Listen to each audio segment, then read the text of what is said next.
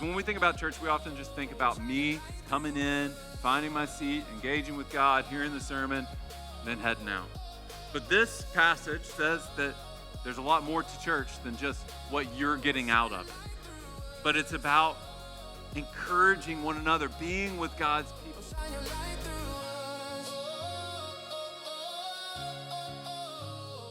Our nation is currently experiencing the largest religious shift in its history. Over the past 25 years, 40 million Americans have stopped going to church. That's not saying there's 40 million Americans less going to church. That's saying there are 40 million Americans at home right now who used to be at churches right now. It is a daunting statistic. Everyone here knows someone who used to go to church and who no longer does, right? And the question that we're left with is why? Why are people leaving the church in droves such as that? And there's a book called The Great Dechurching by Jim Davis and Michael Graham. And these are authors who do a sociological study into the reasons why people are leaving the church. And their findings are actually quite surprising. What they found is that what most of us expect to be the reason why people leave the church would be because they had some negative experience with the church. They had some crisis of faith. They have some doubt. They decided to walk away from their faith. But what they actually found is that is not the reason why at all. Instead, the number one reason why people have stopped going to church is because they moved. And they just never got back in the habit.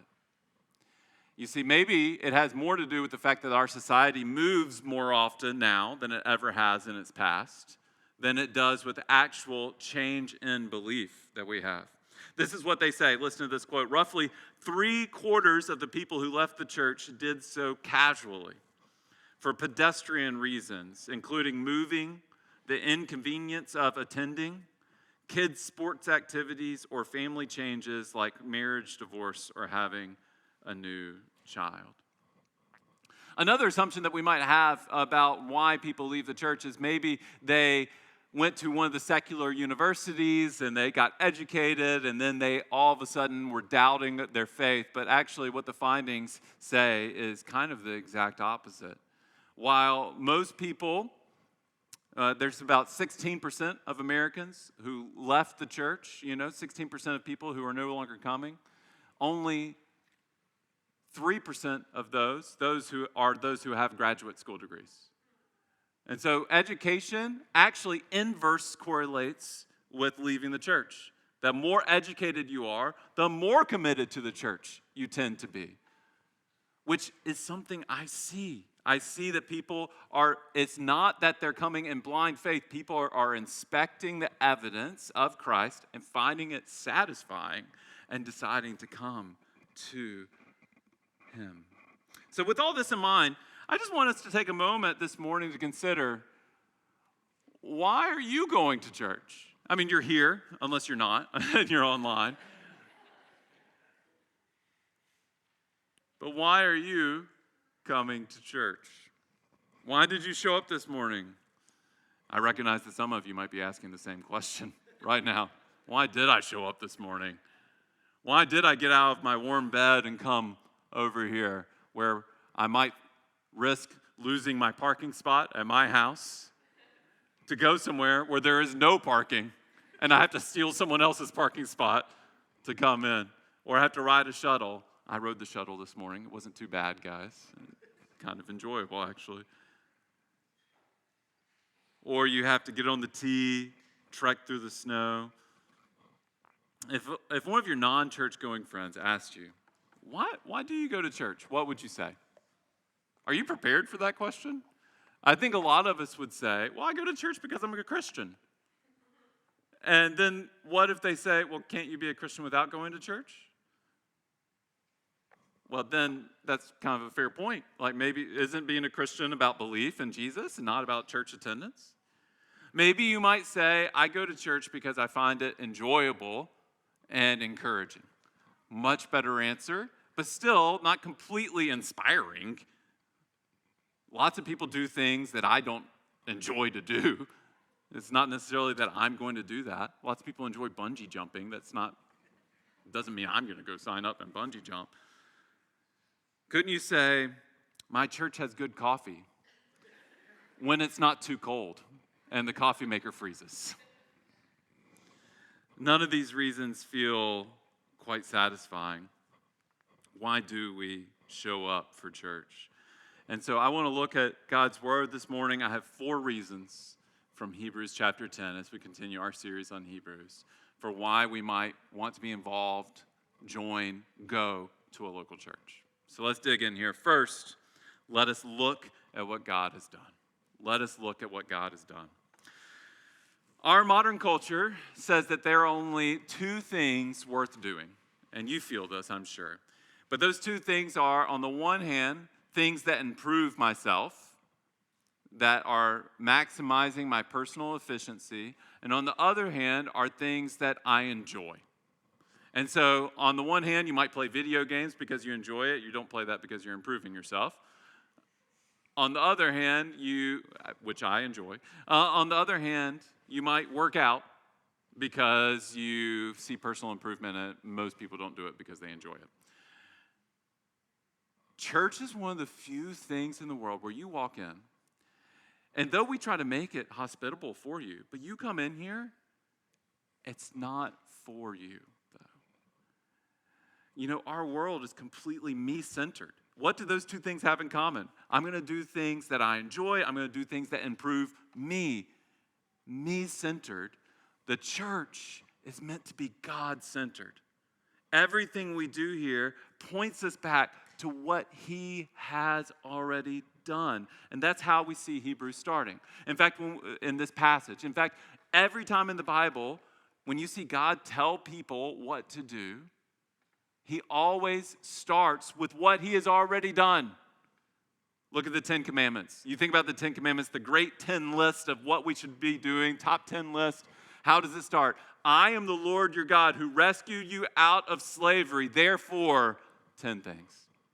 It always starts with what God has done before it talks about what you should do. And so right now, we're coming to the conclusion of the author of Hebrews doing this long explanation of what God has done.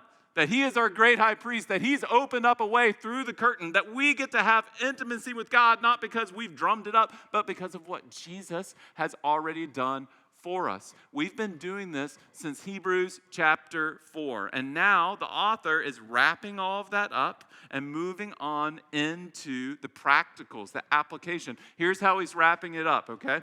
Let's look at the passage first. Verse 19.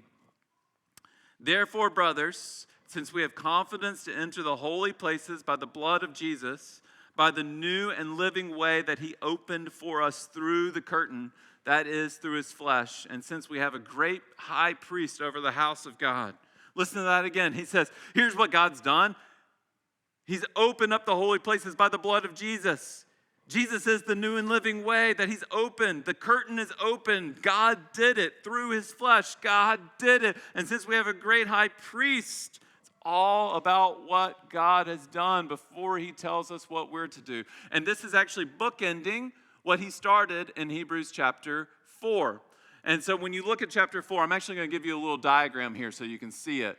In chapter 4, we have this little passage in verses 14 and 16 where he opens up this whole section about Jesus being our high priest. And he says, therefore, since we have a high priest who's gone through the heavens, Jesus, the Son of God, let us hold firmly to the faith we profess, then let us approach with confidence. And then he includes all this information and he summarizes it with basically the same thing. If you've ever taken a public speaking class, you've learned, tell them what you're going to tell them, then tell them what you told them. And that's what this author is doing. In fact, Hebrews was meant to be read in one sitting. It's meant for someone to get up here and read the whole thing to a group of people so that they can take it all in. It's meant as a sermon. And so as we look at this, we see, okay, argument completed. We have not a chiasm, okay? We've become very familiar with chiasms. This is called an inclusio. where you have something at the beginning and something at the end, and it bookends. And inclusio is the bookend argument to where you can see what's happening. And you see how the lines are connected, how this verse connects with chapter 4.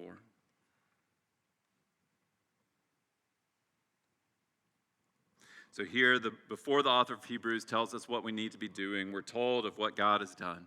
We have confidence to enter the holy places of God because of the blood of Jesus, which he describes as the new and living way that he opened for us.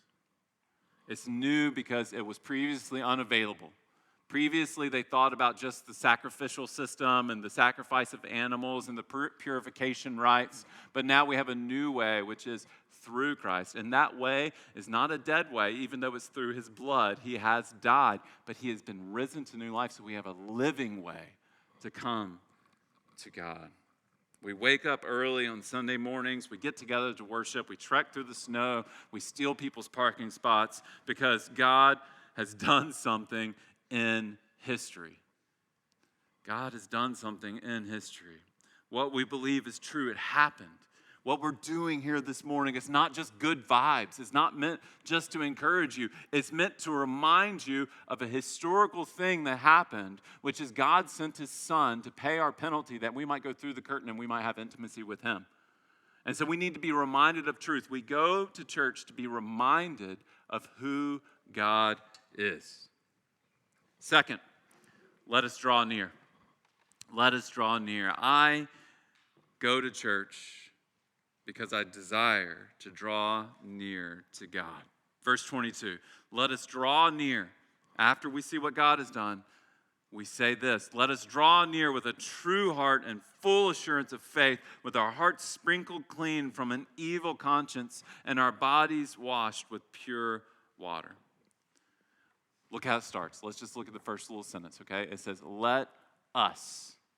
It doesn't say, you go and draw near. It says, let us. When the Bible talks about drawing near to God, it almost always talks in the collective, that the church does this together. When the authors wrote these letters, they were to churches.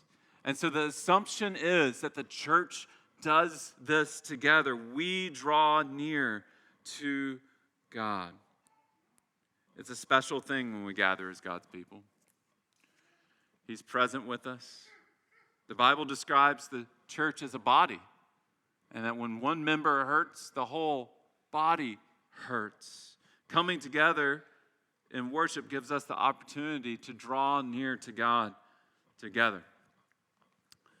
What does it mean, though, to draw near to God? I think that many of us experience this in different ways. You might be more of an intellectual kind. I talked to someone one time, and I was talking about experiencing the presence of God. And someone very heartfelt, very dedicated to their faith, came up to me after the service and was just like, I don't know if I've ever experienced the presence of God in that kind of way. And I'm like, well, how do you think about experiencing the presence of God? Because it's pretty plain that we're supposed to draw near to him. And he was like, sometimes I read my Bible and I get very excited about what I'm reading. I'm like, yeah, that's it. But some of us do it very differently. And when I think about this language, draw near to God, I think about a young child climbing up into the lap of his loving Father. And that is what we have the opportunity to do. As God's children, we get to draw near to who he is. We get to experience the power and presence of the Lord, and it just looks different for each person. I can't describe what it looks like for you, but I can tell you that earlier this week I was feeling, a noisy heart. Have you ever had a noisy heart where just you can't concentrate, things aren't right? And I just said, I'm going to pray, I'm going to sing. I turned on a song, I sang, and it was a song I didn't even like that much, and but it was a worship song, and I just was overwhelmed with gratitude and had a moment to weep and before the Lord. Each person, it's going to look different. I don't want to make it sound like it looks the same to each person. But the invitation is open to draw near. And we do that together. You see, one reason why we come together as the church is because we get to see other people drawing near. It's because we get to do it together. And when you're here, we draw near in a special kind of way. It's an opportunity for that. Hebrews adds 2 clarifiers: that we draw near with a sincere heart and full assurance of faith, and that we draw near with hearts sprinkled clean from an evil conscience and our bodies washed with pure water. Now, I've heard some people do some kind of exegetical Olympics here and gymnastics they might have here, and they talk about how your body being sprinkled clean is talking about baptism, and maybe. But really what I think he's trying to say is what Jesus has done is taking over for the purification rites that we used to look to. And so now we draw close to God, not through the sprinkling of blood of an animal, not through the purification rites of washing your hands, but through what Christ has done. And I think that that's the point that he's making. So we show up to church, and we keep showing up because we want to draw near to God. What are we doing if we don't want to draw near to God? That is why we are here. I want you to think about this sentence. I heard a preacher say this a few months ago, and I've been ruminating on it. I'm not sure how I feel about it. I'm going to give it to you. God goes where he's wanted. God goes to where he's wanted. And I think there's some reason to support this from Scripture. James chapter 4, verse 8. Draw near to God, and he will draw near to you. God goes where he's wanted. And where else can you experience God than go into a room where we are wanting him together?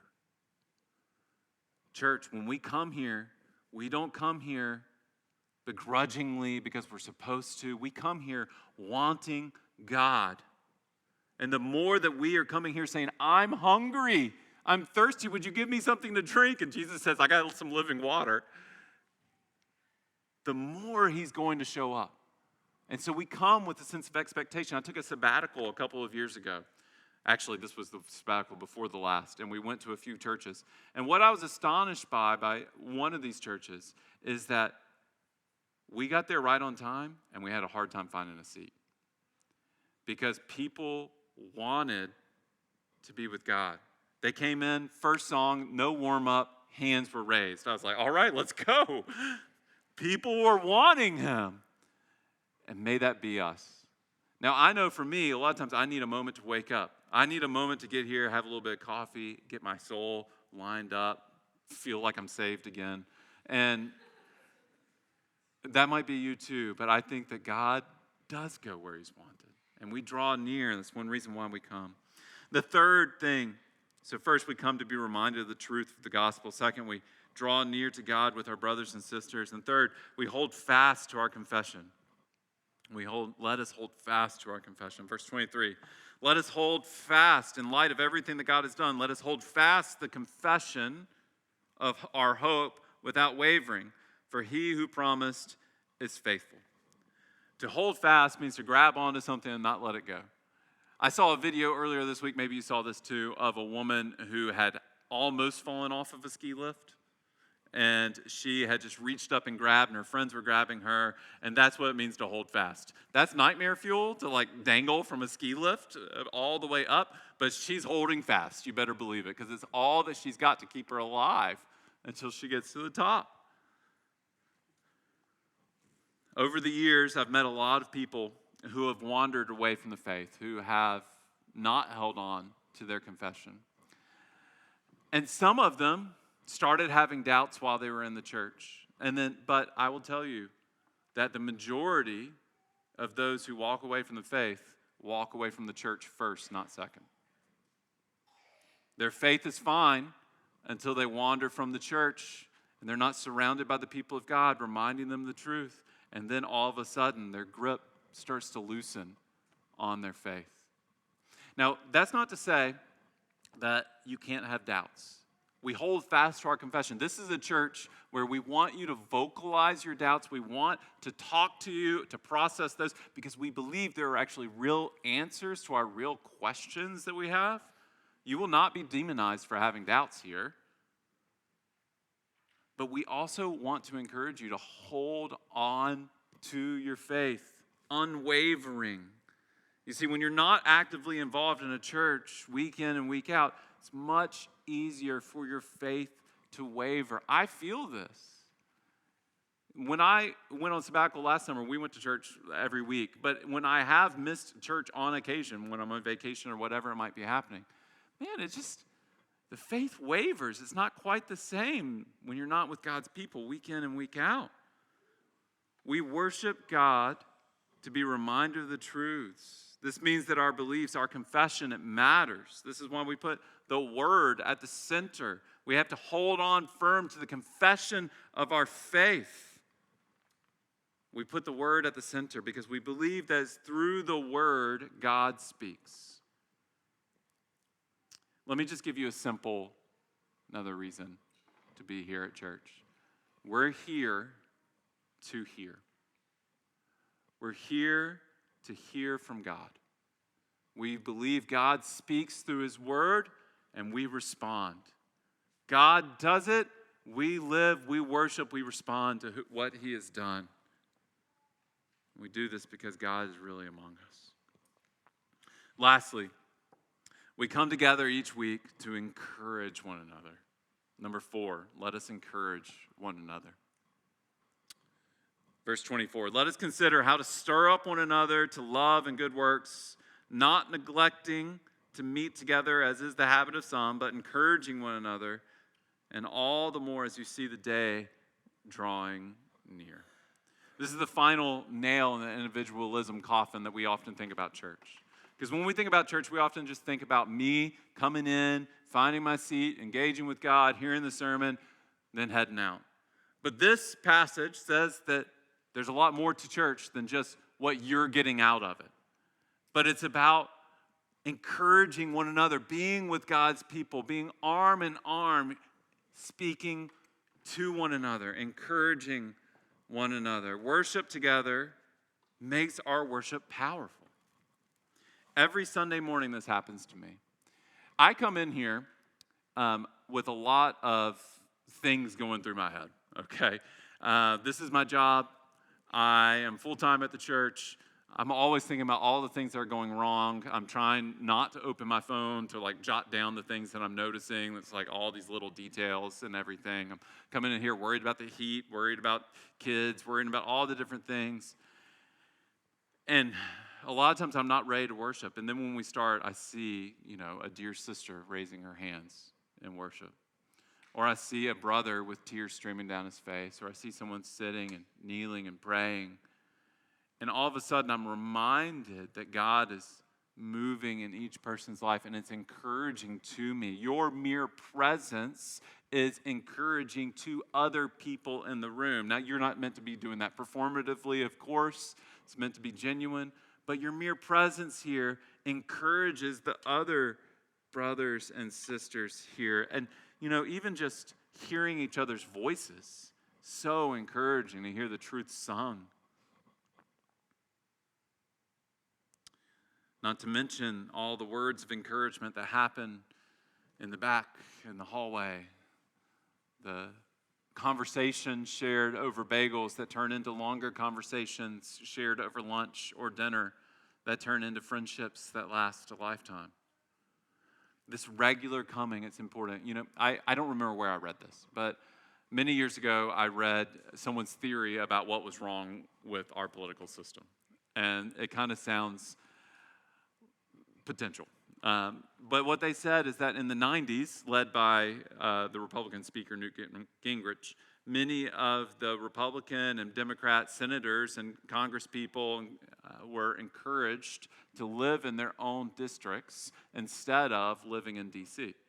You see, before that time, they would all move to D.C. and then visit the districts, and now he's saying, hey, live in the districts and visit D.C., which is a good idea in theory, because in theory, you're more in touch with the needs of your people. You kind of know what's going on more back in your home district. You're not separate, just the DC elites or whatever. But what actually happened is the senators stopped seeing each other in casual situations. They stopped seeing each other at their kids' Little League games. Because let me tell you, it's harder to get up on a pedestal and demonize someone on the other side of the aisle when you got to show up on Tuesday evening and watch their kid play against yours in softball. Or when you bump into someone in the grocery store or at the down the street, whatever you might be doing. You see, living in a community, having those little interactions, it builds up relational capital that allows us to have this relational lubricant that makes unity stronger. It's easier to compromise with someone when you see that they're a fellow human or a parent, whatever it might be. And so this passage tells us that we're not to neglect meeting together. The word that they use here for neglect, it's actually the same Greek word that Jesus uses on the cross when he says, my God, why have you forsaken me? So neglect and forsake. And it means to give up on completely. I think it's an unreasonable expectation for us to say, you never miss a Sunday, but you don't give up on the gathering together of believers. And if it's within your power, you're there because you need those reminders. Now I'm preaching to the choir. You're the ones that showed up here on Sunday morning. I need to somehow find all the people that aren't doing that and tell them this. When I was in seminary, I had a friend who was traveling one Sunday morning. I ran into him Sunday afternoon, and we're living in the dorm. This is before I got married, and I'm just living with all the single dudes. And the dorm, I kid you not, was called Manly. It was named after someone named Basil Manly, but they put all the men in there, and it was a manly place. And I bumped into my friend, and his name was Gary, and Gary had just gotten back into town. I was like, hey, what's going on, Gary? What's going on? And he's like, yeah, I'm getting ready to go to church. I was like, I thought your church met this morning. He's like, oh, yeah, I was traveling. I'm going to go to this other church. And being the young seminary student, if you think I speak my mind a lot now, you didn't know me back then, I can be a little forthright at times. And I just said, why? Probably with that look of disgust on my face also. Why? I have resting disgust face. I'm sorry. That's what my wife says, at least. So I say, why? And he's like, well, because, we're in seminary? Shouldn't I go to church? Are you telling me I shouldn't go to church? And I'm just like, well, I mean, you should go to your church. But if you've missed your church, why go? Because, you're not going to know anyone there. It's not going to be the same. You're not going to be able to live out the commitments that you've made to other people through being a member at a local church where you're supposed to encourage one another.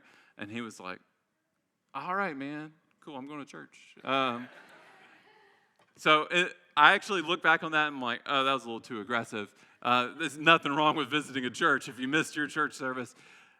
But I do think that the point kind of stands where the point isn't that you come and you get something, but it's that we come together and we draw near to God together and we're encouraging one another. And the point is just this, that church is not something you simply go to. In fact, stop doing that. It is something you are. I remember during that same time when I was in seminary, I was going to a church and someone got up and the first thing they said was, stop going to church. Start being the church. And so if someone asks you, why do you go to church?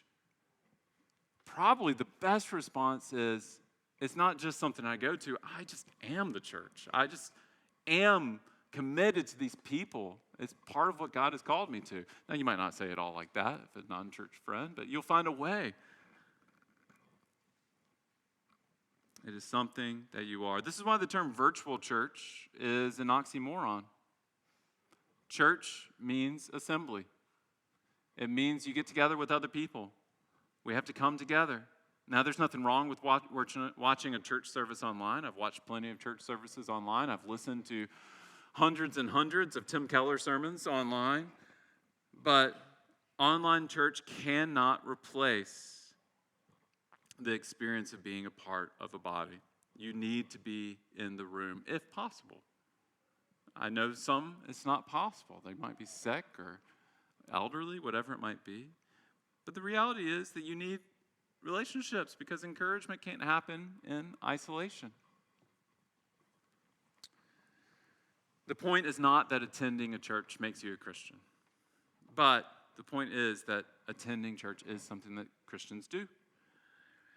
And I want to end with this, that I don't want you to give up on the power of gathering together. It can be discouraging when you hear that statistic, 40 million people have walked away from church. And when I saw that statistic of 40 million people walking away from the church, I assumed that the majority would be in my generation, the millennials, because we are the burnout generation. We're the generation that has crashed and burned. We're ready to leave. That is not the truth. Sorry, that was a little too close to home for some of you. The truth is, the group that's actually left the church the most is the boomers.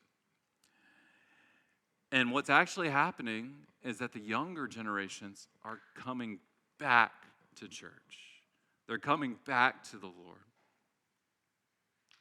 I sat next to someone on the airplane a couple weeks ago.